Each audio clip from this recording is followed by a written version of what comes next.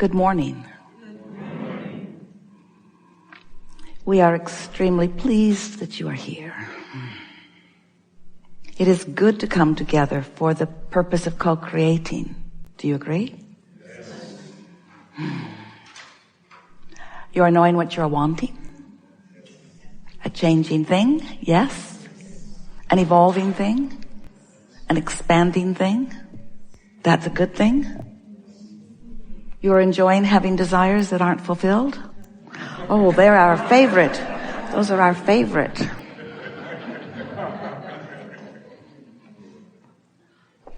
Well, what is a manifestation anyway? Something that you want. Is it necessary that others see it for it to be? You have to think about that, don't you? Did you ever want something and discover it privately and just keep it to yourself? Did you ever have a secret about something special? Or is it important that everybody else be in on it with you? Kind of makes you wonder what your desires are about. Are you showing off with them? Are you entertaining others with them? Or is a manifested desire a completion of something that you've set into motion? Why is a desire satisfying? Is it because others can see it and then understand your value as they see your manifestations? If you have more toys, are you a better person? We're just wanting to stimulate a little thought about why you may want what you want. Because we know how you felt about it when you decided to come forth. We know that you saw the manifestation as evidence and culmination of aligned energy. That it was to be evidence of your creative experience. But you didn't plan on using manifested desires to make statements of who you are, because you already knew that. So it wasn't to gather a pile of manifested assets in order to look good to others who had various size piles of assets. Everything that you wanted from your non-physical perspective was about focus. It was about the thrill of focus. It was about the satisfying feeling in alignment of thought. It was about connecting to the energy stream that creates worlds and focusing that same stream in the direction of your choices, understanding that a focus is all that was required. That all you had to do is decide and hold a steady focus, and steady is the operative word in this sentence, a steady focus that would then naturally, inevitably gather around itself, because law of attraction is a very powerful thing. Activate a thought, don't dilute it with contradictory thought, hold it steady, and it must become more. And eventually, in the becoming, it will manifest so that others will see it. But if early on in that process you are measuring what's manifested and others' point of view of it, and if it hasn't manifested to the degree that they can see it, or if you manifest something that others don't approve of and you care, then without meaning to, you water down, you dilute that energy stream. And so the manifestation is slower to come. And most important, your experience in the process isn't satisfying. And then you begin to wonder, what's it all about? Why am I doing what I'm doing? Are my goals and dreams and hopes valid? Or do I need to measure them against all others to see how they stack up? And if I find myself on the approved list of desires, then how do I ensure that I will receive them? And who do I ask about how well I'm doing? And who gets to decide who gets the juice today? Is it available to all of us? Or is there a quantifiable pile of energy stream juice? And if somebody else is needing it more than me, should I hold back and deprive myself? Well, we've sort of stated here the questions that we hear from so many humans who are, for one reason or another, not allowing themselves the steady stream of manifestational evidence of their focused energy. Do you know that you are a vibrational being primarily? Kind of hard to note that when you are able to translate your beingness, your vibrational beingness, into so much stuffness.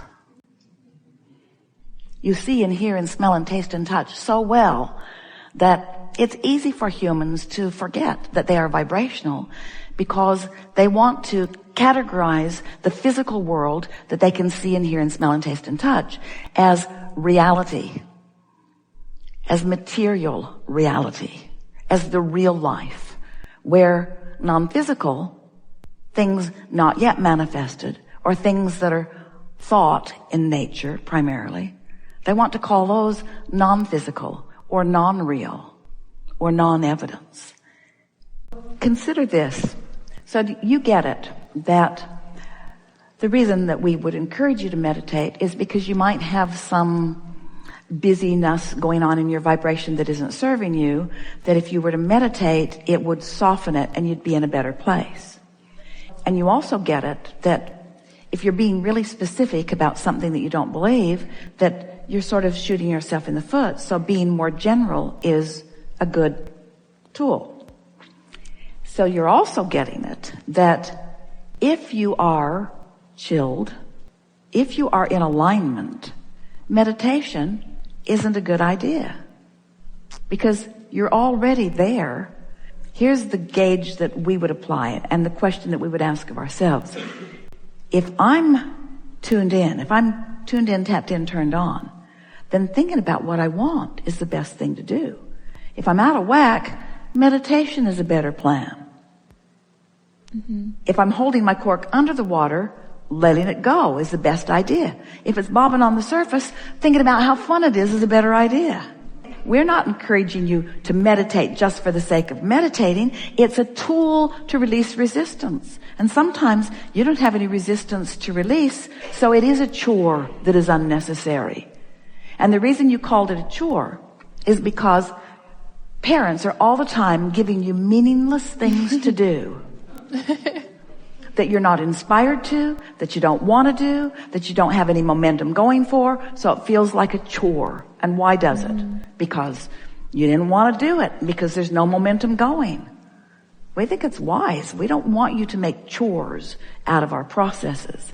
We want you to use them as tools to improve your vibrational state of being. We would rather see you having a wonderful walk outside than meditating, because both are conducive to alignment. We would rather see you happy about something or appreciating something than meditating, because whether you're meditating or appreciating, there's still no resistance. So just move around in the knowledge that you've found and see what fits this moment and what fits this moment. Sometimes in a conversation, listening's the best thing. Sometimes in a conversation, saying something is better.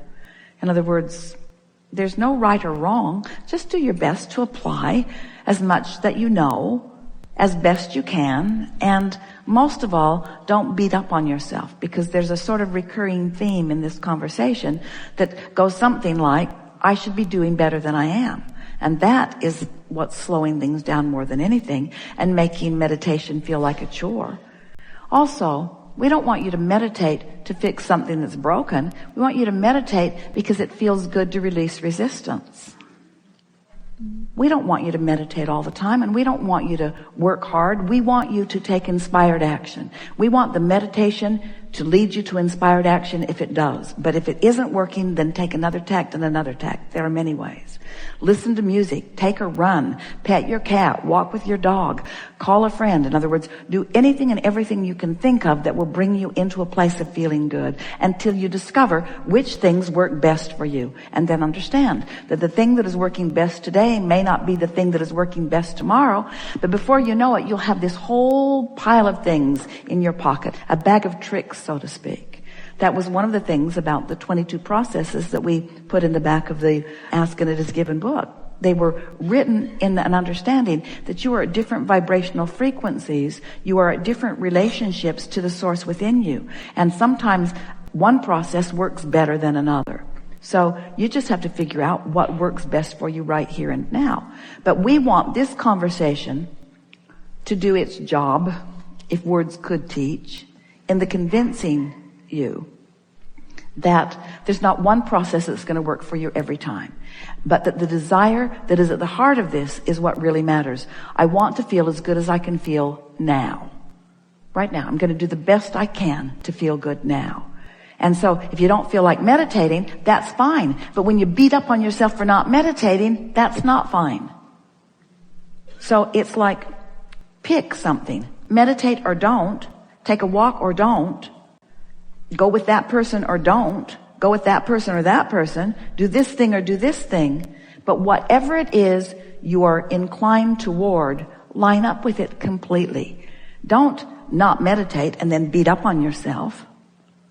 If you're going to meditate, give it your all. If you're going to go with that person, give it your all. Give whatever you're doing your undivided attention. Give it a chance to come into sync with the power that creates worlds. And if it doesn't, then make another choice. Until before you know it, you're going to feel really flexible and really free in the choices that you're making. Humans, you keep thinking that you've got all these things that you have to do, which deprive you of having the time to do the things that you really want to do. And that really is a flawed premise. That isn't true at all, because you know how you got all of those things on your list that you think you need to do? By sifting through contrast and putting them in the vortex. When you are tuned into this powerful energy, you never have the feeling that you have too much to do. You are empowered by the flow of it. If you could see yourselves as conduits or vessels through which this energy is flowing, and see the energy as flowing rather than getting balled up, that's what the feeling of overwhelmment is. It's energy that you've summoned that you're not allowing to flow. Because you say things like, I have too much to do. I don't have enough resources to do it. Somebody else has done something inappropriate and has made my list too long.